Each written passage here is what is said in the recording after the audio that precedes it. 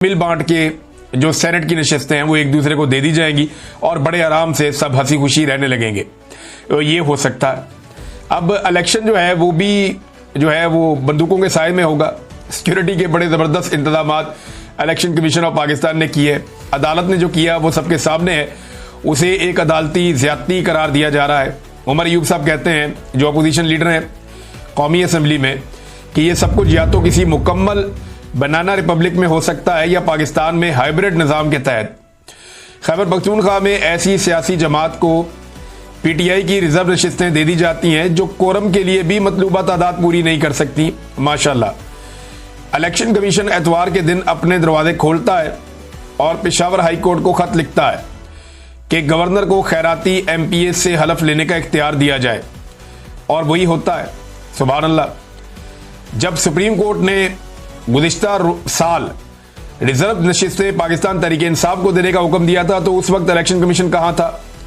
क्या उस वक्त कमीशन स्लीप मोड पर चला गया था या कोई हाइब्रिड वायरस इस स्ट्रेटेजिक बेअमली में मुब्तला कर चुका था इन्हें?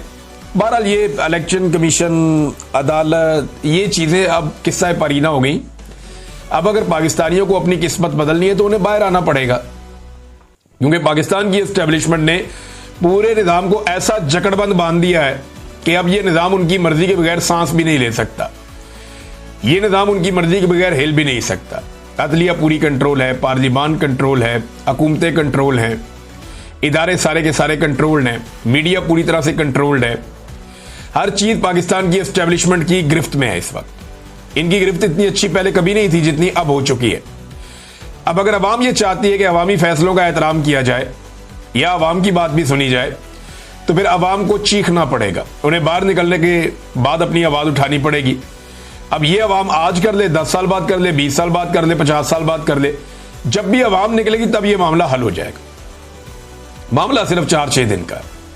लोगों ने सिर्फ टाइम निकाल के ये फैसला करना है कि जरा सारे काम एक दफा सीधे कर लें, तो लोगों ने सारे काम सीधे कर लेने। ये एस्टेब्लिशमेंट लोगों के सामने 5 मिनट भी नहीं टिक पाएगी। लोगों से तनख्वाह लेते हैं, लोगों से लड़ कैसे सकते हैं? ये तो लोग एक्चुअली इनको बर्दाश्त कर रहे हैं या इनको टाइम पे टाइम देते जा रहे हैं। एक डील इनको मिली हुई है जिसका ये फायदा उठा रहे हैं, अदरवाइज पल्ले तो कख नहीं है। अब नाज़रीन, एक और अदालती नाइंसाफी का जो मामला है वो मैंने आपके सामने रखा। इसमें एक ही अदालत में 2 कवानीन हैं। छुट्टी के रोज हलफ लेने का हुक्म आ गया, मगर हलफ बर्दारी के खिलाफ पटिशन तक वसूल ना हुई। यानी पीडीएम का फायदा करना है, एस्टेब्लिशमेंट का हुक्म बजा लाना है, तो छुट्टी वाले दिन हुक्म आ जाएगा। लेकिन उसी दिन जब वो हुक्म दे रहे हैं, अगर एक पटिशन चली जाएगी तो वो वसूल नहीं होगी। छुट्टी है जनाब आज। मखसूस नशिस्तों की हलफ बर्दारी के खिलाफ पटिशन मुकम्मल है। आज छुट्टी के बायस हाई कोर्ट ने रिट वसूल नहीं की। कल हाई कोर्ट में दरखास्त दायर करेंगे, ये गंडापुर साहब ने कहा है।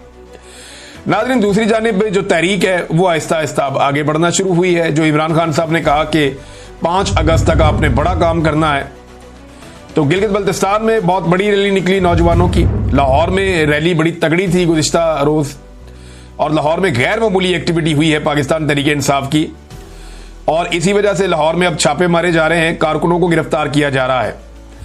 कराची में भी कारकुनों को गिरफ्तार किया गया है, लाहौर में भी कारकुनों को गिरफ्तार किया गया है।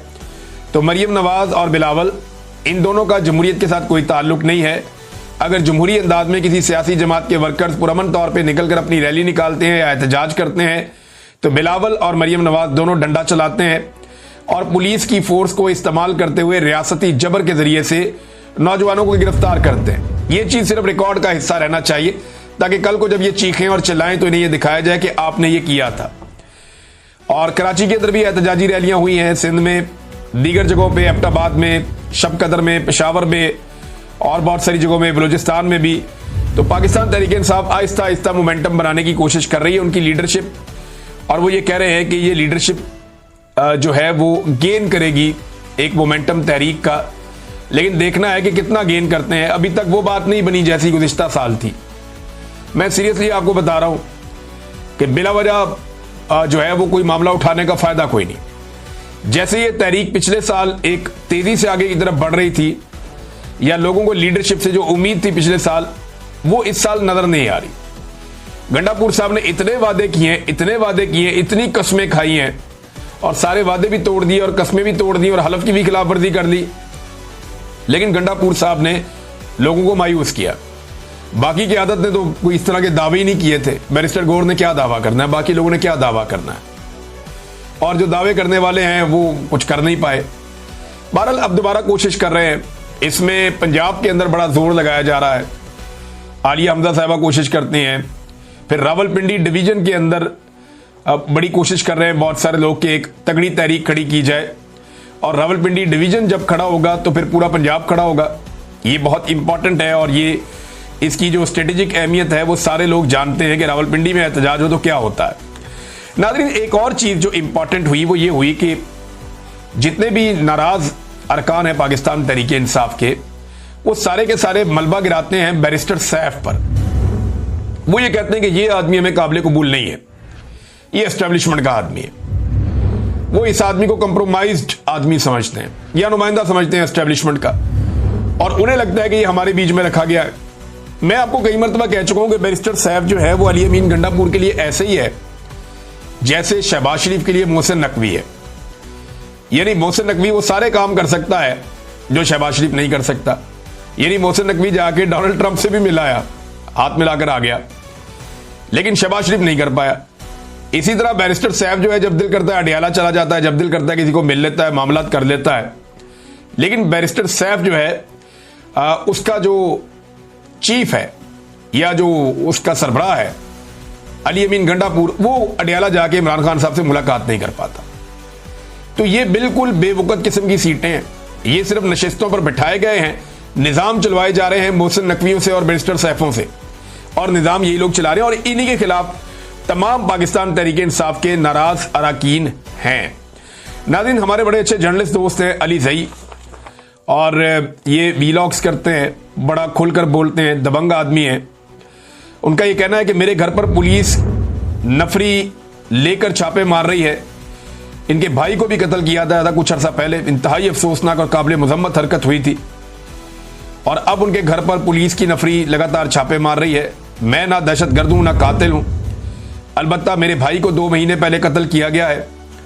इस वक्त मेरे घर पर पुलिस की भारी नफरी मौजूद है। अली अमीन गंडापुर, फैसल अमीन साहब, ये तहरीक इंसाफ की हुकूमत है। ये अली जई ने सवाल उठाया है। अब इसका जवाब क्या है किसी के पास? सबको आइडिया है कि कितनी का हुकूमत है अली अमीन गंडापुर की खैबर पख्तूनख्वा में, और कितनी बात उनकी सुनी जाती है, ये तो सब जानते हैं। एस्टेब्लिशमेंट जो कहती है वो इस तरीके से मामले को आगे लेकर चले जाते हैं, और उसके अलावा वो कुछ कर नहीं सकते। अदील हबीब साहब हैं, जर्नलिस्ट हैं, सियासत.pk को रन करते हैं। उन्होंने एक बड़ा अहम नुक्ता उठाया, और ये मैं बहुत सारे और लोगों से सुन भी चुका हूं, पहले आपको बता भी चुका हूं कि पाकिस्तान की जो इंटेलिजेंस इदारे हैं या एजेंसियां हैं, स्पेशली जो मिलिट्री एस्टेब्लिशमेंट की जो एजेंसियां उनके साथ काम करती हैं, ISI या मिलिट्री इंटेलिजेंस या दीगर, वो नॉर्मली ये